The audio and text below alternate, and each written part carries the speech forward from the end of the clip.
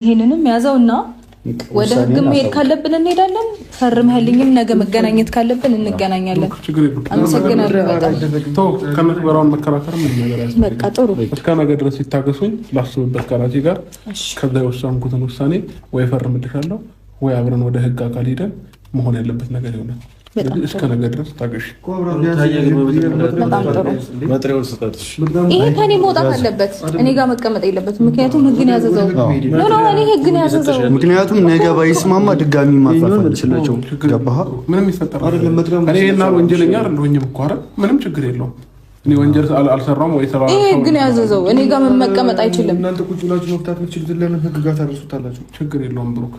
እኔ አይደለሁም ያውልክ እኔ ህግ እስካዘዘ ድረስ እኔ ጋር መቀመጥ የለበትም። አድርሽ እስከተባልኩ ድረስ ግዴታዬ ነው ማድረስ አለብኝ እኮ። አስቦበትም ቢሆን ችግር የለውም። እስከ ነገ ነው አይደለ? ኖርማል ነው። ነገ ነው መቅረብ ያለባችሁ ተብለናል። ስለዚህ እሱም እስከ ነገ ድረስ እንትን ይበለና ያስብበትና ነገ ተያይዘን መሄድ ካለብን እንሄዳለን።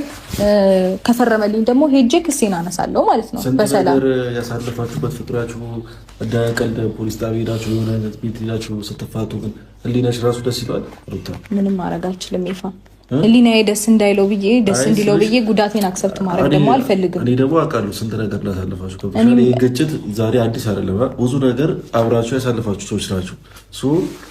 ብዙ ነገር ነው ያሳለፋችሁት።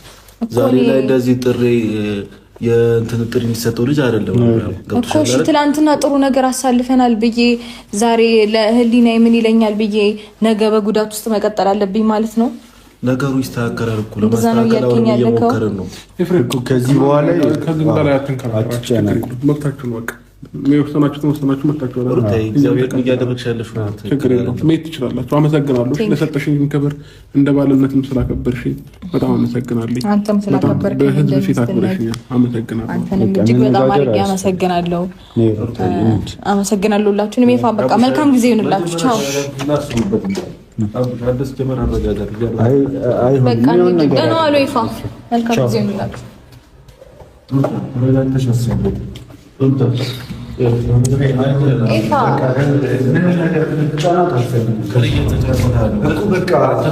ተረጋጋትና ውሳኔሽ መቀየር